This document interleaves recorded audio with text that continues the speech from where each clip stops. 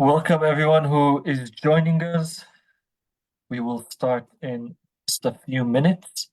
In the meantime, I encourage you to write in the chat where you are coming from in the world.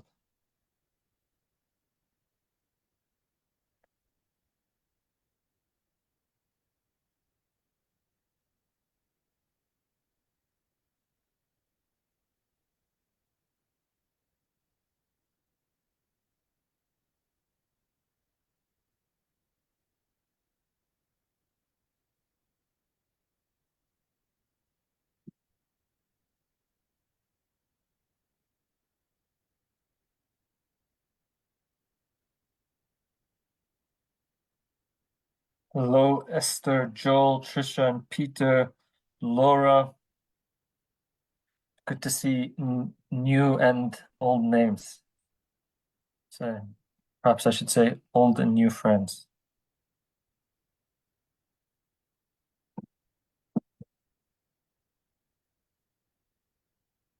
We will start just in about a minute or two to allow others to join us.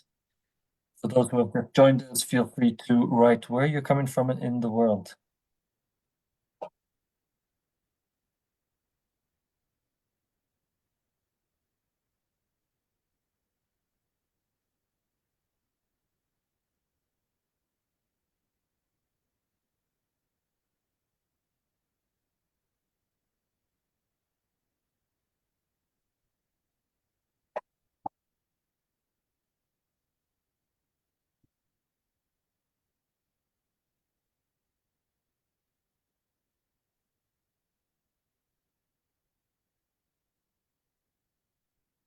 Welcome, everyone. Just give it a few more seconds for those who might have to update their settings on Zoom or are facing any technological difficulties, and we will start.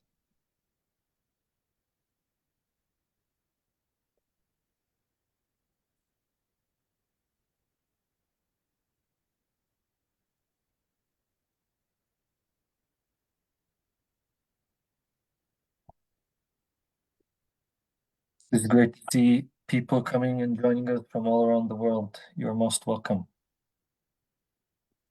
My apologies. We have made the settings such that you will not be able to unmute yourselves until we open things up. But by mistake, I also made it that you can't start your cameras. I've changed that, so please feel free to turn on your video cameras. We're delighted to have you all with us. As John says, both old and new friends. It's nice to see so many familiar names, but also lots of people that we perhaps don't know so well. And from the chat to see that we really do have people here from all around the world.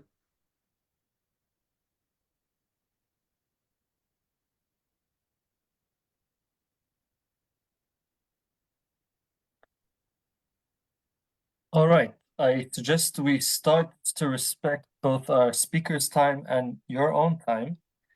My name is John Manaya. I work at the Rossing Center for Education and Dialogue. For those who are unfamiliar with the Rossing Center for Education and Dialogue, we are an interreligious organization that promotes an inclusive society for all the national, ethnic, and religious communities in the Holy Land. As many of you know, we are going through a very, very difficult time. All communities here are going through a very, very difficult time.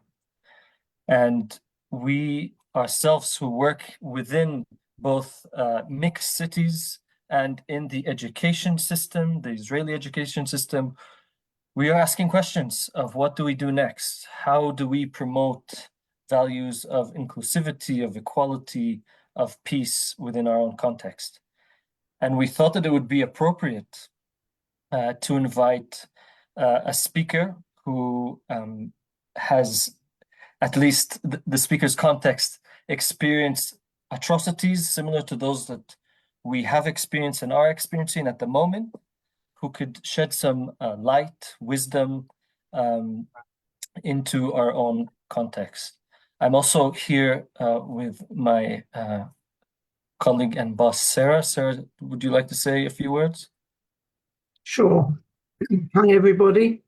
Some of you know me. I'm the executive director of the Rosing Centre, and very happy to be here with all of you tonight, or tonight Israel time at any rate, and delighted to have Ian with us.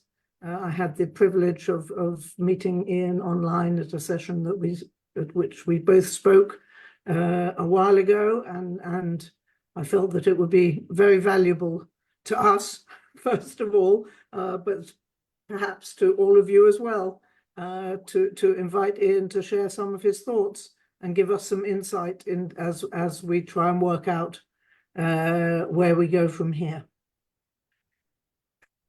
So we will have a conversation with Ian. We have some set questions, but we do want to allow the audiences also to ask your own questions. So feel free during the conversation to write your questions in the chat. And we're happy then to allow for some Q&A time.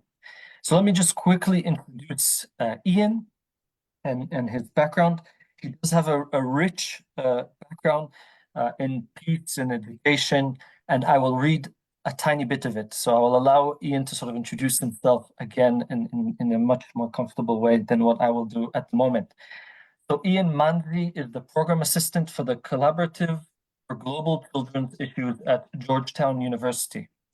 Throughout his career, he has been committed to driving positive change in the international development, education, and children protection and public policy sectors.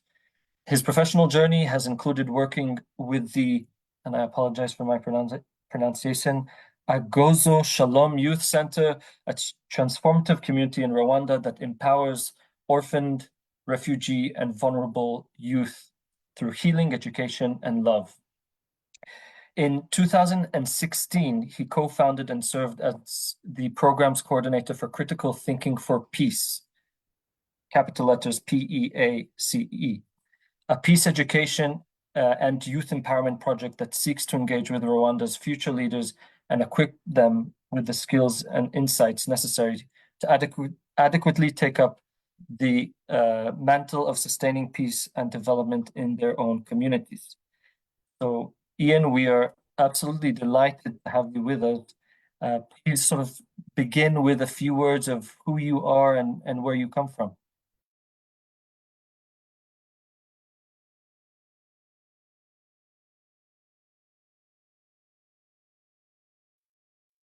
Thank you. Just having a bit of trouble with the muting. Thank you, Sarah. So my name is Ian Manzi, and like John said, I am originally from Rwanda. I was born in Kenya, but grew up in Rwanda. My parents are both Rwandese, but because of the history of the nation Rwanda, they both lived most of their childhood and adult life as refugees, one in Uganda and the other in Burundi. And it is within that background and that journey that I find myself defined and that I grew up and that I became part of Rwanda and as a member of that community took up the mantle of thinking about peace, like John was saying.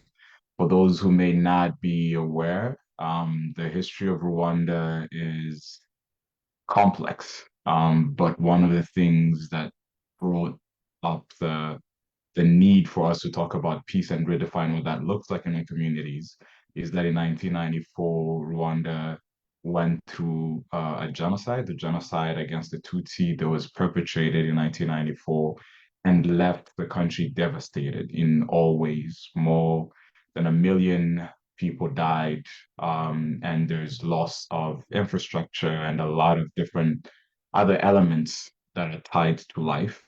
And following the genocide in 1994, there was need to sort of rethink and redefine and figure out what life is going to look like in general. I am part of Rwanda's second generation. I did not live through the genocide, but I did experience a lot of its consequences firsthand. I was born right after the genocide and was part of a generation that lived through that were able to witness the destruction, but also the reconstruction of the community and the nation as a whole. And I think that in itself sort of created a need for us to be the bridge generation. We had a parent generation that experienced a lot of the trauma, a lot of the experiences of the genocide and being refugees and coming back into the nation. But we also have younger siblings who are not necessarily as close to that part of their history. So finding myself in that position, in that space, I guess is one of the reasons that sort of drove me and pushed me into a lot of the work that we did.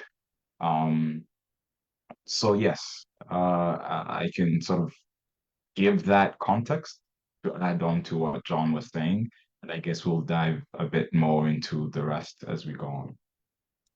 Thank you so much for that introduction, Ian. Um, it's inspiring to see you sort of as a second generation who your context has experienced a lot of hurt, pain, and suffering, actually moving to this place of peace education.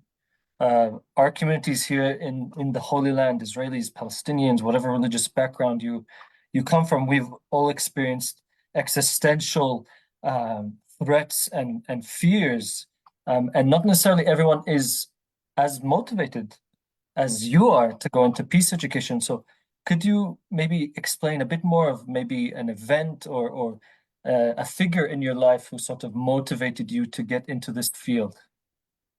Sure. So I think one of the things that I think this is true for a lot of young Rwandans and Rwandans in general.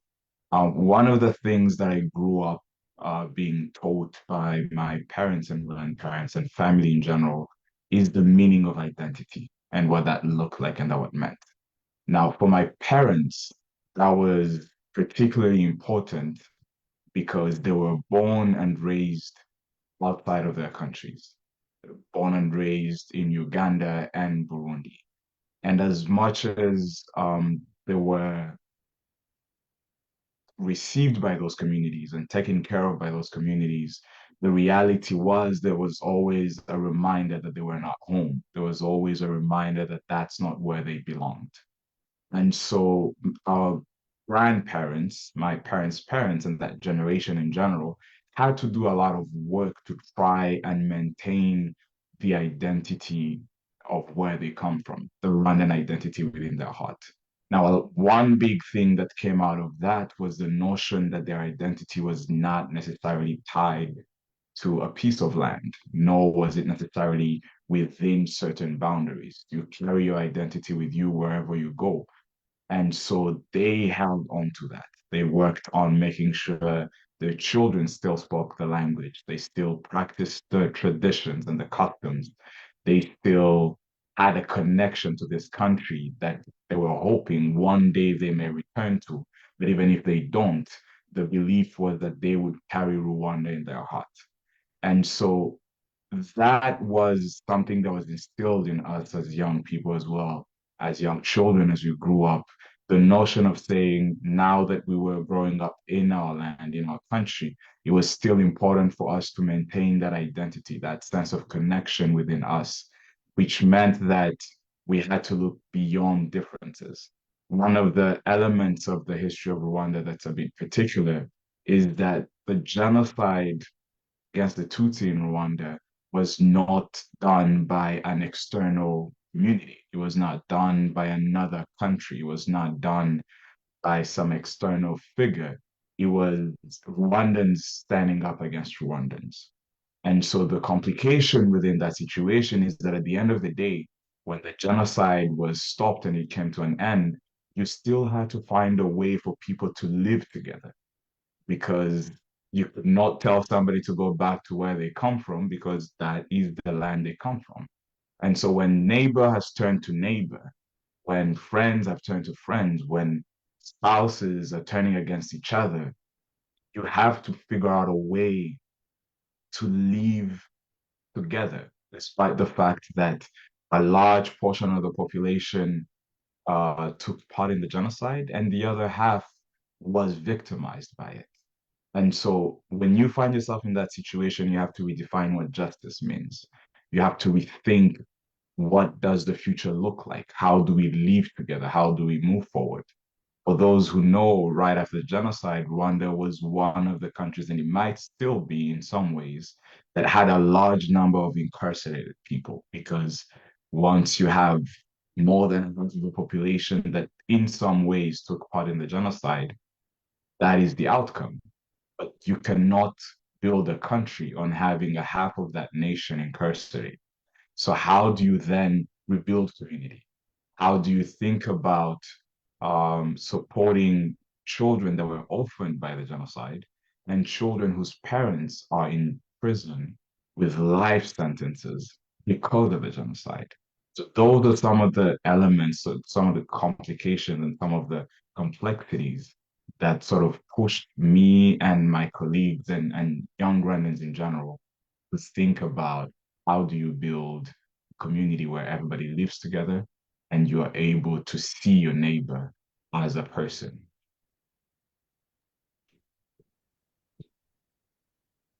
I have so many questions already, Ian.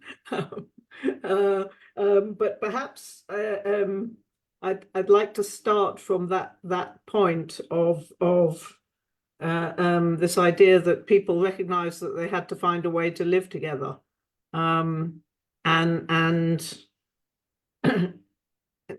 how did that even start? How did that start? I mean, you're in a situation where you've had this terrible atrocity, this rampage of murder and rape and all sorts of things. How did that process start? When did it start, and how did you get to a point where people recognized that that's what had to happen? The truth of the matter is that that is a long and difficult journey. It's not something that can be switched on and off at any time. It takes a long process. Now, in the case of Rwanda, you had, at least in my belief, you had two or three different layers to that process. The first one is that this is a decision, this is a position that had to be taken at a national level. As a country, the leadership of the nation has to ensure that this is the message we are giving. So, right after the genocide, one of the decisions that had to be made by the president, the current president of the nation, and the leadership that came in with him was that there will be no revenge. And that was a big problem. That was a big situation to be mindful of. Because you had soldiers who were coming in with the RPA and the RPF for the liberation of the nation, who came in and they are holding guns. They're fighting against the government that has been killing Tutsis in the nation. And then they get to their home villages to find their families completely killed and gone. So, how do you tell somebody in that position that they shouldn't pick up their gun and fire at the person they know killed their family? So, there was a lot of work that needed to be done at a central national level. And one of the ways that it was done at the time was that, at least this is what we know from the history and what we learned at that time, was that there was a strong position against any form of revenge killing. And so, if a soldier, for instance, was found guilty of killing somebody in revenge, they had to be prosecuted like anybody else was supposed to. And so, that is difficult to do. That is not an easy position to hold. That was something that was needed to create a back frame, a framework within which the country is going to be able to move forward. And then on top of that, you have to add a second layer, which I think is at the community level, at the family level, at the individual level. And the reality about that is that that also took a long journey for people to be able to understand that they need to live together, that they still need to be able to see their neighbor as a person. One of the other processes that happens, that needs to happen for a genocide to be a genocide, is the dehumanization of the other. And the reality is, when the genocide ends, you're also at a risk of looking at the perpetrator as something less than human, as something monstrous, as something that could not have humanity within it. And so you also have to teach people not to see the other half, the other side, as monsters, as animals, as people who don't have humanity in them. And that takes a lot of work because that demands a lot of the survivors. That demands a lot of people who have already gone through hell, for lack of a better word. And so you're asking them to be able to look at the other, you're asking them to be able to forgive on top of the animosity and the atrocities that they're going to face. So that is probably one of the biggest and most difficult elements in there. Where at the national level, you can set policies of reconciliations and unity. You can teach people in schools that they need to come together as a country. And in the case of Rwanda, for instance, the Tutsi, Hutu, Twa levels that were then considered racial groups that did not have much foundation had to be eradicated completely. Rwanda had to come up with a new image where everybody was told that we are all Rwandans. We are no longer divided into different groups. And so that's at the national level. But when you come down to families with individuals that have been wounded, with individuals that have lost tremendous numbers of people, they may agree with a public facing message, but once you're behind closed doors at home, it's still difficult for people to receive that reality. So we are 30 years after the genocide now, and that is still a continuous process. It has taken a lot of work, it has taken a lot of efforts to get there. You have to be mindful of justice, you have to make sure that one or the other victims and survivors do receive some form of justice and some form of closure.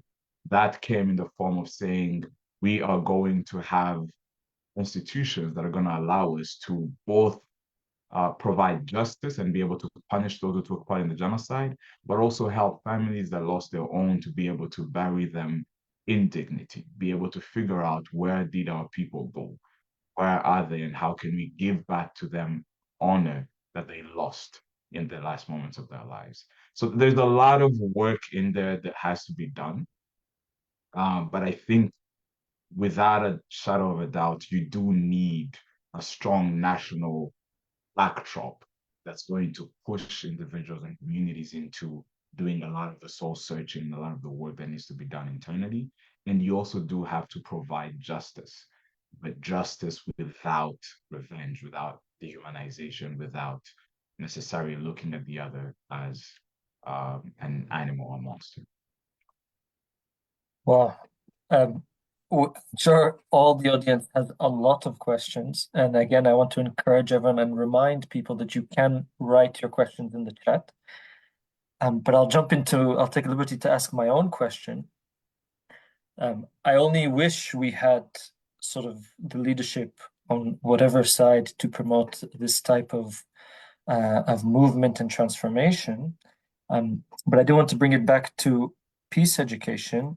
So what were the main steps that were taken either by the government or by civil society to be involved in the education system or create alternative peace education sort of systems? I'd love to hear specifically on that point of what did peace education look like? Who was it backed by? What type of components were used or focused on? I'd love to hear from that. Sure. So I think in when you look at peace education, in the case of Rwanda, you may look at it in two different ways. Um, on one side, there is sort of the formalized process and the formalized structures that were set by the nation. So one of the things that I mentioned a while ago is sort of recreating this national identity. So that was a big part of it. It was important for people to be told to understand that as Rwandans, we are one people, one culture, one language, And so there is no need for any sort of classification and differentiation along racial ethnicity lines.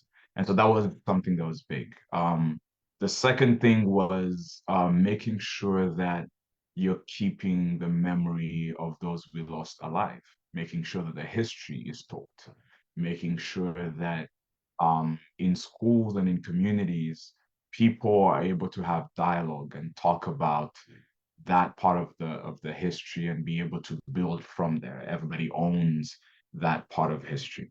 So that is taught in schools, that is done in communities, but also every year as a nation, we have a commemoration period that marks um, the beginning of the genocide. It's usually 100 days for the whole period, but the week of 7th to the 14th of April every year is a commemoration week, which is a time that a lot of the education is done, a lot of teaching communities and bringing in um, um, the memory of those we lost. That's one part. Now, the bigger part of peace education, I would say, in the context of Rwanda, is the informal element of it, where a lot of civil society, NGOs, and different other programs like the Critical Thinking for Peace program that we established in 2016 bring in a lot of opportunities for people to interact, to have dialogue, to learn from each other, to talk about how they can contribute. How do you, as an individual, own and have an ownership in the rebuilding of the nation and the country in general? So peace education has been done on those two fronts. There's been a lot of support internally within the nation, but also from the outside with different partners and organizations that have been involved in the process. But I think, like we're saying, it's a continuous process. Like this year marks 30 years after the genocide, and that in itself brings another level of intricacy, where we are no longer just looking at the parent generation that experienced the genocide and us, the second generation that was born right after the genocide, but we're also looking at the beginning of a third generation, and in years to come, a fourth and fifth. And so that also brings in another element of peace education that we've had to think of and incorporate in a lot of our work, which is how do we teach younger generations that are more and more distant from that truth, that reality in our history, how to be part of this work, how to maintain the memory, also the role and the contribution to it. And I think lastly, one other thing that's very key that we've noticed in the case of um, Rwanda and its history is the importance of being mindful of the truth and fighting against one of the biggest challenges we faced as time goes in the case of Rwanda is the rise in the need for people who still hold on to views that led to the genocide, the need for them to deny the genocide through a lot of revision and changing what the history is and what that looks like. And so a lot of the efforts that are being put into the work today is how do we make sure that we maintain the truth of the history of the country to ensure that um, people are not led off into potentially risking find themselves back in that history because of that revisionism element that comes with time. And so that's why a lot of research is being done now, a lot of writing is being done, a lot of documentation, a lot of making sure that the stories of survivors are recorded and kept to make sure that in the future, when you no longer have a generation that actually experienced the genocide, you do have a wealth of knowledge and background on the matter to make sure that people keep the truth and the light alive in the process. You perhaps, I think one of the issues we faced here over the years of addressing our own traumas and all sides here, even well before the events of October 7th and everything that's happened since, both sides were traumatized and struggling to process their own trauma. And I think one of the issues is how you remember, how you separate memory from the desire for revenge. Like if you're promoting memory, how do you do that in a way that fosters peace and peace education and reconciliation, and not a desire for revenge? And the other question I have, you talk about that a big emphasis is put on. Oh, I'm sorry. A big emphasis is put on creating a joint Rwandan identity. Does that mean that the separate identities are no longer fostered in schools or also in the home? Do people no longer feel it's important to foster their separate Hutu and Tutsi and Twa identity? Like, could you say a bit more about that? Sure. I think I can start from that question. So to sort of give a bit of background on the Hutu Tutsi Twa identities in the context of Rwanda, um, one of the things that sort of allowed us to move past that level at a national level and maintain a national identity, a Rwandan identity, is that when you look at the history, the background of those identities, they were never meant to be ethnic identities. They were never meant to be fixed categories. So in Rwanda's actual history, the Hutu, Tutsi, Twa identities were linked to economic classification. So essentially, you could compare them to lower, middle, and upper classes in terms of economy. So what that means is that historically, people were able to move from one category into the other as they were better off economically or as they fell off the economic ladder in any way. And so when you have colonization happening, what ended up happening was that those categories were then set as fixed categories that now were translated into ethnicity, despite the fact that historically they were not ethnicities. And so the challenge that comes in there is then how do you define these ethnicities? And so what actually happened during the colonization era is that they defined the categories by physical attributes. So what they ended up doing was if you had a certain height, if you looked a certain way, if you had a certain eye color or the length of your nose or the shape of your head, you start looking for ways and reasons to create fixed categorization of people. And so post-genocide, the realization, at least the choice that Rwandans made was to say none of this existed in our community, in our histories before as a fixed category anyways. So why not do away with it? Because it doesn't seem to bring anything. It doesn't add any value. It doesn't change anything because Rwanda is one of the few countries worldwide where the entire population speaks the same language. They may speak variant dialects of it, but it is the same language, the same vocabulary, the same culture, the same history, and all that in general. And so the categorizations did not bring any distinctions that were worth holding on to in that way. Now, that's at the national level, and that's the consensus for everybody in general. But when you come down into families and communities, one of the things that we had to be mindful of, and one of the reasons why, as young people, we decided to stand up and speak out and say we need to be more active in building peace within our communities and within our families, was that you cannot necessarily erase 50 years of history either. As much as the categorizations were not uh, initially a part of our history and our journey as a people, you can also instantly erase 50 years of colonization and expect people to completely forget what that is.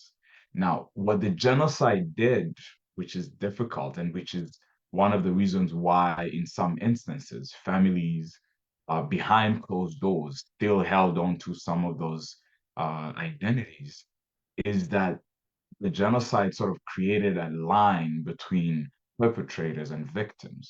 One part of the population is given the label of victims, that they must die because of who they are. What then that does is that you start seeing the other, the person from the other category, as somebody who potentially took part in the genocide, as somebody who might have killed somebody in your family. And so the difficulty became that post-genocide, it took a lot of energy to bring people to points where they could let go of these identities.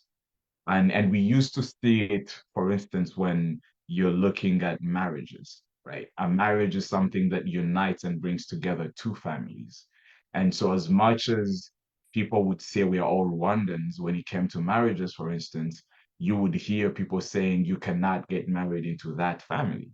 And they may not be able to put a level onto it to say exactly why that is.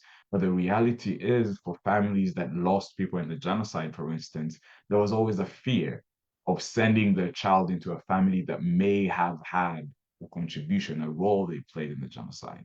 And so those are some of the dynamics that would happen behind closed doors.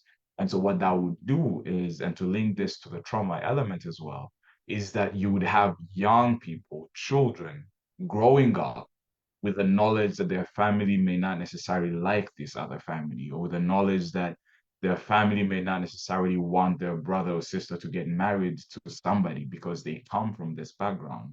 And so when you don't attack that or be mindful of that and address that at early stages and at an early age, you have a generation that's growing up with biases they may not necessarily be aware of. And that is complicated because when you have parents that are going through the trauma and the constant um, um, fear of seeing what they went through happening again, and they are, without knowing it, passing on some of these traumas onto their children. And young children do tend to pick up on a lot of these things as well. What you end up realizing that there's a threat that you may have a generation that has biases or that has a negative image of the other, and so you may find yourself in a situation where you're going back into the same history you don't want to be in. And so a lot of the work that has had to be done is also addressing trauma, not just at the parent generation, but also within children who are sometimes not necessarily aware that they carry this with them. And the realization that trauma is something that could be inherited. And unfortunately, sometimes you may not necessarily know why that is or what that means within you. And so it's a lot of intergenerational work that has had to rise up in Rwanda and sort of address these challenges at all levels. And I think finally to bring up the question you asked about memory and trauma, and sort of how do we differentiate memory from the need for revenge? It's it's not obvious. It's not easy. I think as a nation, as a community, as a people, you can only create the environment that is conducive to memory without necessarily re-traumatizing people, memory without necessarily recreating the need for revenge, and memory also within the context of justice and closure, like I said. One of the things that had to be done when Rwanda and the leadership noticed that you had hundreds of thousands of people who had to go before courts to determine whether they were guilty or innocent of genocide, is that they decided to use um, the system of gachacha courts. And then what that is that it's an old community-led process where the community would sort of sit together um, through sort of like a jury system, if you will, and be able to say this person is somebody we know, they come from our community, this is what they did, and this is the truth of the reality of what happened. And so they would say they are guilty or innocent of this. But as part of that process, one of the things that was put forward by the nation was that anybody who actually stepped forward and accepted the role and claimed the responsibility in the genocide and was willing to give information to survivors that would lead to them recovering their lost ones. Because the issue with genocide is that nobody has time to bury their loved ones. Nobody has time to keep track of the loved one, where the loved ones are. And so after the genocide, you have a lot of people, a lot of bodies across the nation in water and in all of the places. And families need to have closure by finding their people and burying them. And so when you build that system where you're telling people, if you're able to come forward, accept your guilt, apologize for what you did, and genuinely repent for it by giving these families closure and allowing them to find their loved ones. What you're doing, you're creating an environment that could potentially bring the opportunity for victims to see the perpetrators as some human. They may not necessarily be willing to forgive them at that stage, but there's always mindfulness. There's always the knowledge that you were given the opportunity to bury your loved one in an honored way. And so those are some of the steps that as a nation, as a country, you're taking to create an environment that will hopefully lead to people sort of coming together and being able to coexist and live together, to have the memory, but not necessarily have a need for revenge. But it takes a lot of work, a lot of years, a lot of time to get there. And you can only hope that people will get there individually as people. As a nation, you do have to have one clear message for everybody. I'm trying to soak in everything as you speak, and I'm finding it fascinating. And I want to pick up on the concept of trauma and how it might influence one's understanding of peace education, because at least in the Rossing Center in Israel, Palestine, we're working with two communities that are deeply, deeply traumatized and are, of course, triggered even more so because of their collective groups, historical trauma, um, or deep fear, and therefore might also understand peace education very differently from one another. Or there might be various schools of peace of education within each community as well. And I'm wondering if there's sort of a similar sort of different school of thought of peace education within Rwanda. Does it differ from some of the groups? What was some of the internal conversations that were quite important in Rwanda's process? Um, I would say in terms of figuring out what peace education looks like, and I don't think there's been a lot of differentiation in terms of schools of thought. But really, I think one of the things that the country had to work on and to be mindful of was the process of doing so. And so I think one of the big things, for instance, is figuring out if we're talking about peace education, if you're thinking about children or youth, how do you then do it being mindful of age, being mindful of background and family history, being mindful of what content, what tools are you using? How are you being mindful to not traumatize people, to not create conflict where there shouldn't be any, to not, raise questions that are not being answered. So I think a lot of the debate and the back and forth really happened around how do you get it right? How do you actually do it the right way? And I think I've seen that grow and change over time. Um, uh, Being a generation that was born right after genocide and sort of was raised in the early years where everything was very raw, I would say that as young people, we were exposed to the reality of the genocide in its full nature and force. I am a part of a generation that grew up watching actual footage and video from the genocide.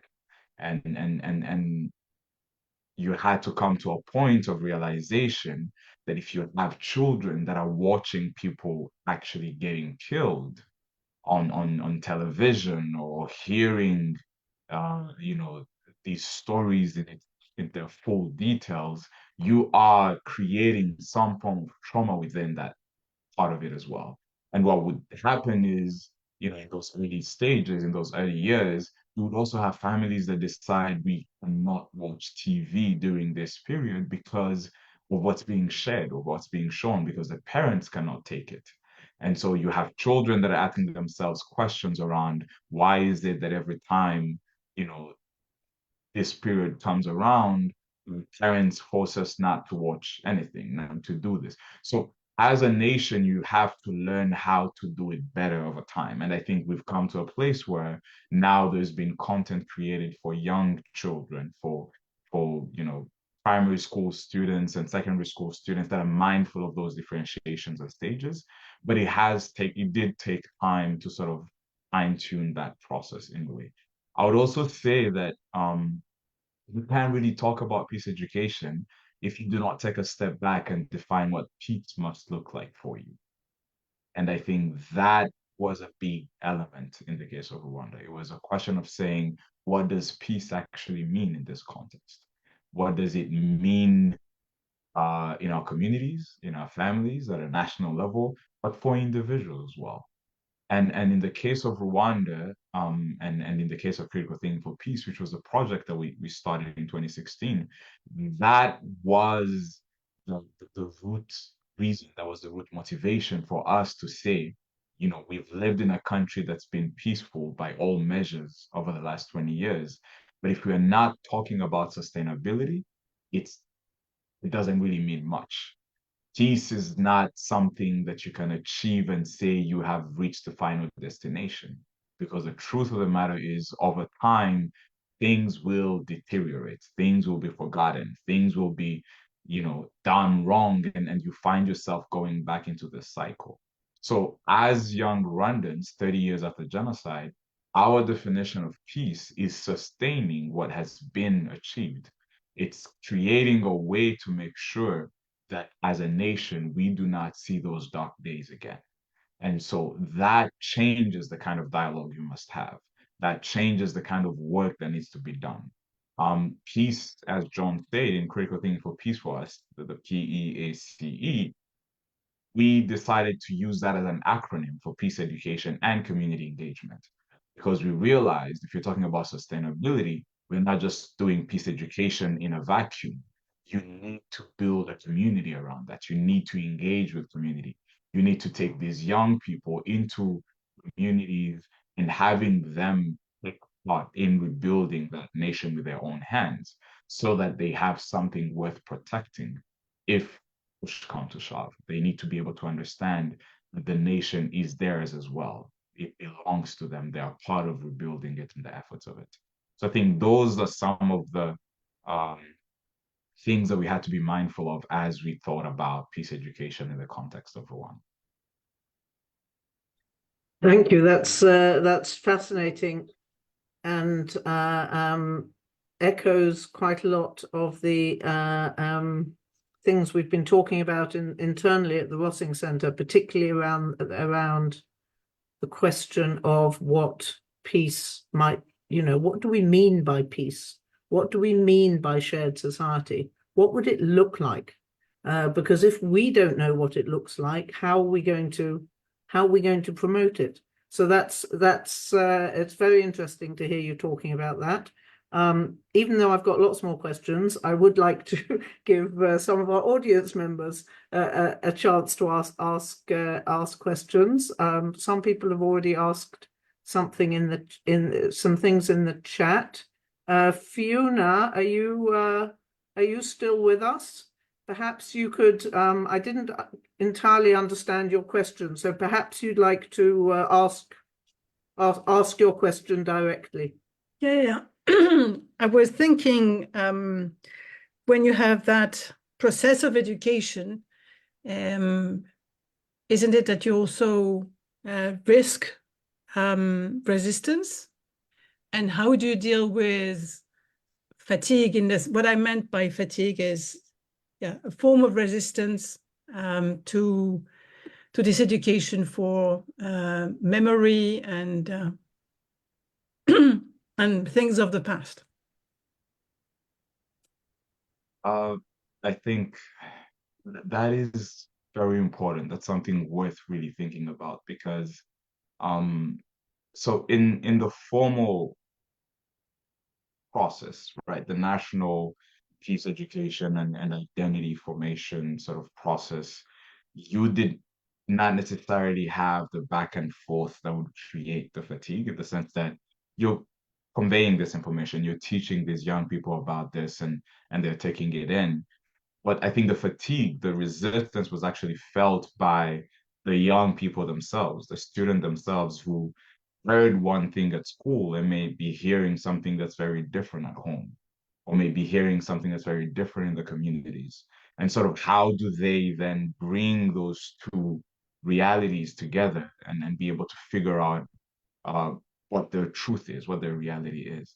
And so that's why one of the key elements of the work that we did with a lot of young people was the critical thinking aspect of it, which is you cannot stop them from hearing different information from around themselves, around their communities. But then how do you sort of synthesize all that information and find something of value, something that's meaningful for you out of that? Now, on the informal side of the work, the fatigue element of it, the resistance element of it is present in the sense that um, as much as you may believe that you're teaching something that's worthwhile, something that's meaningful, something that's important, you do have to do a lot of unlearning as well in order for people to be able to be ready to learn whatever information you're going in with. So the process of unlearning, whether as an individual who's doing the teaching or the giving the message, or as a community, as a group of people who are working on getting uh, better at this, the unlearning process takes a lot of energy, a lot of patience, a lot of work that you do have to be mindful of the fatigue. You do have to be mindful of saying, we need to take a break and go back and breathe and recalibrate and come back and work on this. And so inbuilt in this peace education work is the this foundation of patience, this foundation of understanding. Empathy work takes a lot of energy. It takes a lot from the person that's doing this work. So how do you then create opportunities for people to be mindful of that?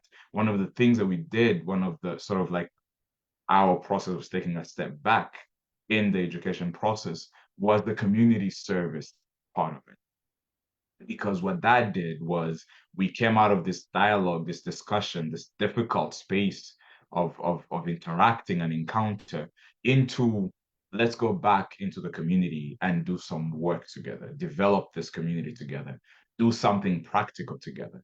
And in that doing work side by side, in that interacting, in that building a community together, you sort of find yourself not just reflecting on the work that's been done in the dialogue, but also sort of looking at the other person differently. I'll give a simple example. During one of the community service projects that we're doing with the young people in Rwanda, we had an encounter where a group of young people went to um, rebuild the home of a genocide survivor, and this was work that they loved and they felt, was meaningful and important, right? But doing the work of rebuilding this house, the community around the place where the survivor lives came in to help. So now you're having a second layer where you have the student not just doing the work of rebuilding the house of the survivor, but they're also interacting with this community that lives with her, that lives around her.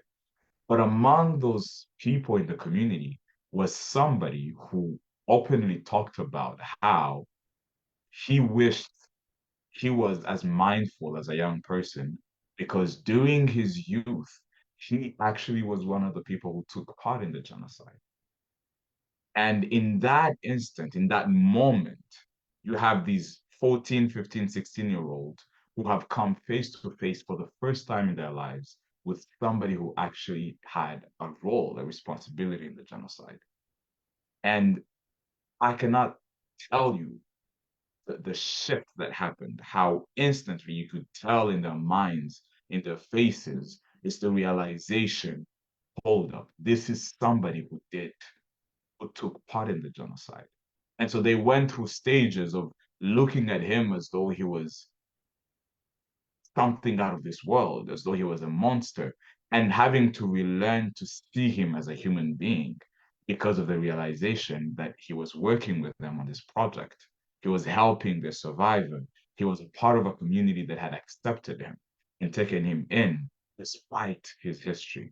And he was somebody who publicly and openly professed his repentance, and how, as a young person, he wished he had had the guidance that those people had, be able to make the right choices. So in those interactions, those are things you cannot teach in a classroom. Those are things that you do have to face in the real world on the outside. And that sort of brings you back to the work, into the learning sphere. And as we talk about community, as we talk about coexistence, as we talk about reconciliation, then these young people have a point of reference. They've seen this community, and that sort of helps them deal with some of the resistance and the pushback and the fatigue that you've been feeling in the process. So it's a lot of soul searching, it's a lot of soul work, but it is important for people to be mindful of it and to have the patience and to understand that it does take a lot to get to that point. Well, and I'm going to challenge you by asking a few questions from the audience at once. I'll throw at you 3 questions and you can answer it however you want. I just want to make sure everyone's questions are heard. So I also apologize for lobbing at you all of these questions. So the first one comes from Elma. He asks, was there any remorse by those who executed the genocide? That's question number 1, which connects maybe to question number 2. From David Katba. First question, how does shame influence the way in which communities engage with the history? Does it limit folks' ability to engage with the history honestly? Is it weaponized? And I'll ask a second question, and those will be your first 3 questions before we move on to the next. So I'll also kindly ask if you could briefly sort of touch on all of them. And the third one is, can we hear more about the ways in which communities are decolonizing their imagination around peace and reconciliation? All right. So I'll start with the question around remorse. Yes, following the genocide, there was a lot of remorse. And part of that is that not everybody who took part in the genocide actually believed in the cause. And you see that when you realize that a large portion of those who executed the genocide, those who perpetrated the genocide, were very young people. And so a lot of the work that was done after the genocide was to also create the opportunity for people to repent and to express their remorse. And a lot of times that was done in conjunction with providing closure to the families. Now, that's not to say that you still have people to this date who are extremist in their way of thinking and their way of looking at the world. But I do have to say that there was an overwhelming feeling of remorse and repentance from a number of the perpetrators because of the realization that they were taught and trained in the wrong ways, and people coming back from that. So that was something that did help as well in that journey of reconciliation, because it does take both ends to be able to get there. The question around shame is limiting in a lot of ways, but it can also, if identified and addressed correctly, it can also be used as a conduit to sort of get to the dialogue and the remorse element that we're talking about. Now, shame, um, the reason why I'm connecting it to the remorse is something that's felt by the person, the individual who took part in the genocide, was directly linked to it. But the issue with shame is that it also follows families and descendants and third parties, people who did not necessarily play an active role in the genocide. And so, especially in the context of Rwanda, where, you know, the genocide was perpetrated against the Tutsi by members of the Hutu majority, then you also have an issue of shame surrounding the name, the community, the identity that was primarily involved in the genocide.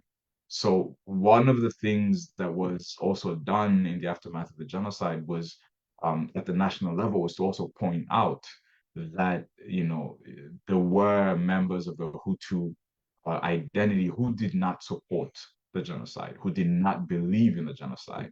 Some of them were killed because of their belief. Some of them were killed because they would not give up their Tutsi neighbors, or because they, you know, would not take up arms against their neighbors.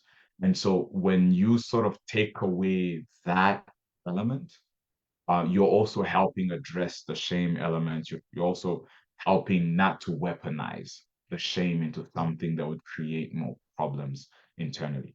Lastly, our communities sort of decolonizing peace education and approaching it from that level. I think the answer to that, from my experience, is that a lot of the solutions, a lot of the wisdom that's been used to build peace foundations in Rwanda are also from within the nation, from within its history, from within its communities. Once you make peace education and peace movements something that's primarily driven by the grassroots, by organizations and communities within themselves, you sort of redefine what that looks like for you and for different people. And so a lot of the work that's done is also being done within the context, not just of the nation as a whole, but within the context of the community you're in, because that looks different from place to place. And so that helps you create ownership and help people internally do the work without necessarily waiting on an external push and partner. Amazing. Two last questions, and then we will wrap it up. And again, I'm going to throw them at you, and if you can briefly answer them. The first one is from Trisha and Peter, who ask how you express holding true to your traditions so that you were Rwandan wherever you were is very profound. Here's the question. Do you feel you experienced any ongoing rejection from host communities as a result of this? Question mark. And the second question is my own. I'm going to sneak in another one, and please answer it very briefly. But the role of religion and theology, speaking about traditions, where does this come in into the whole peace education or transformation? And again, sorry to throw this within a very short period of time. Yeah, nice light question to finish with, John. Right. So I'll start with the identity element. Yes. Historically speaking, holding on to your identity wherever you are is not necessarily something that goes over very easy with host communities. And I know that hearing stories from my parents and grandparents, where, you know, being refugees in foreign nations and holding onto their identity was something that, you know, led to a lot of pushback, a lot of stigmatization around it. So they had to develop coping mechanisms, including, I come from a family where I grew up around 6 to 7 different languages on a daily basis within the household. Because, you know, if you're living in a foreign nation, in a foreign land, you have to learn how to class when necessary. You have to learn how to work within the pressures and the confines of the situation you're in.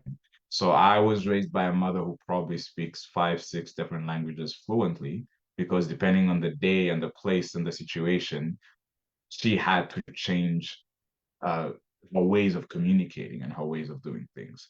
And so that's positive and negative, both in the sense that if you're not mindful to keep hold of the identity, you might lose it within all that noise of trying to survive and make it through.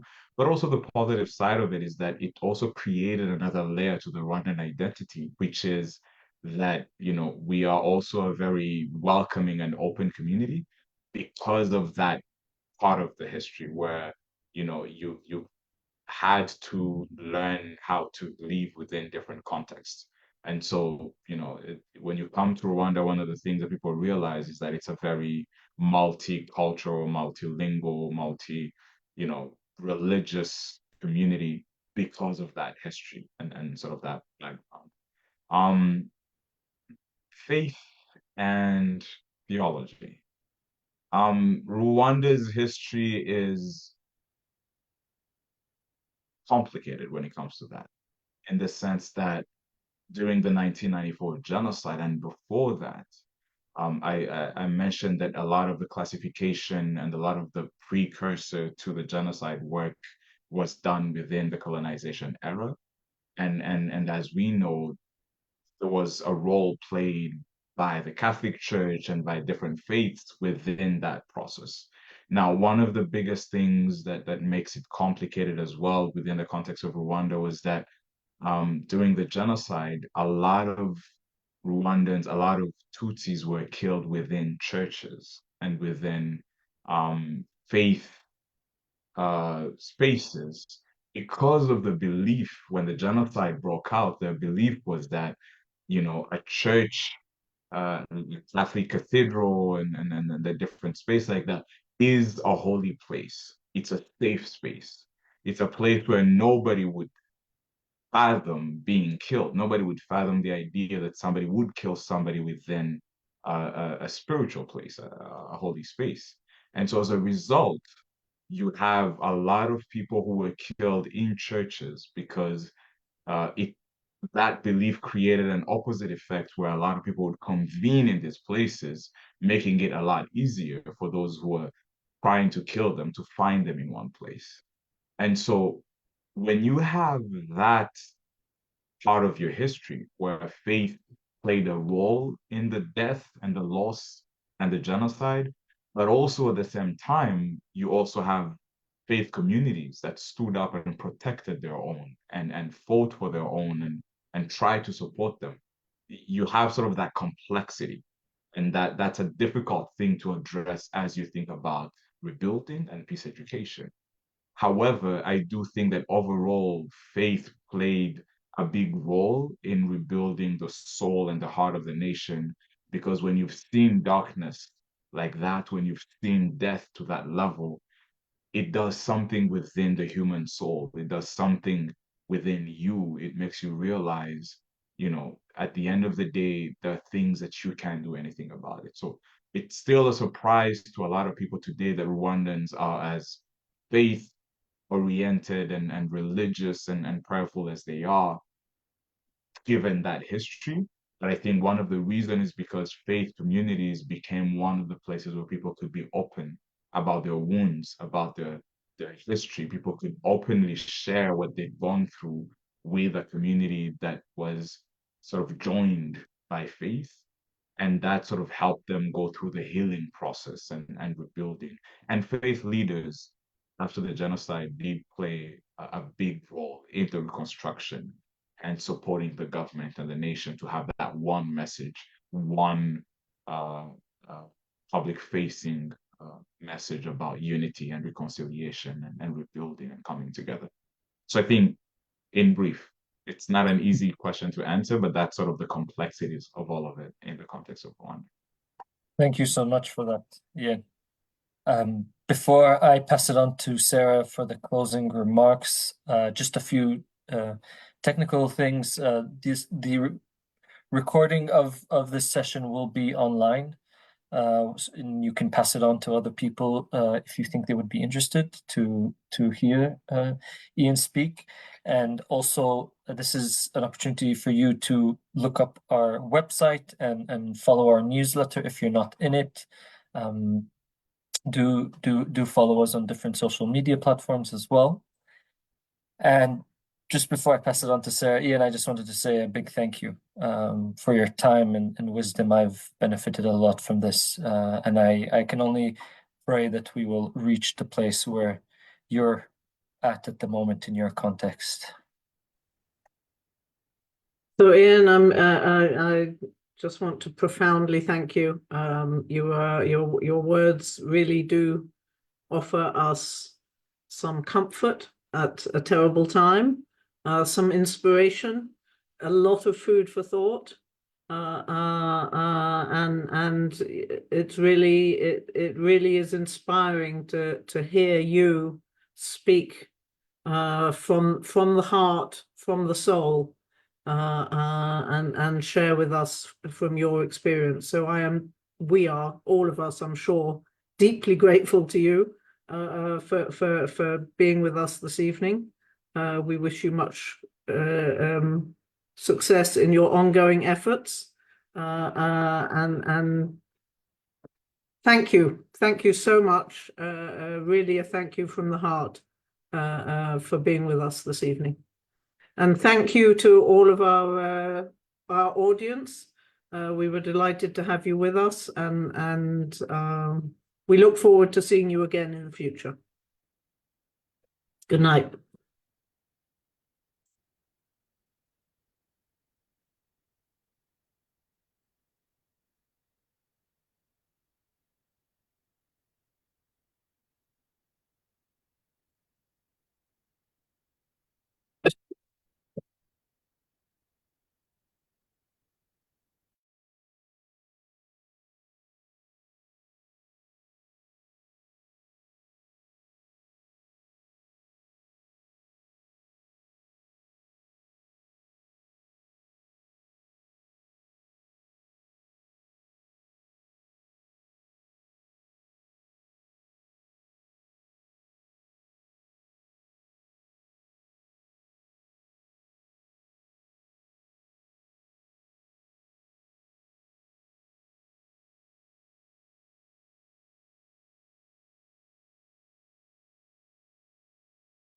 Ian, just wanted to say again, thank you so much for everything. Really, your journey is very inspiring, and your work is inspiring, and you hold a lot of wisdom. So thank you so much for that. I'll send you the recording in case you want it, and you may want to do it with it something as well.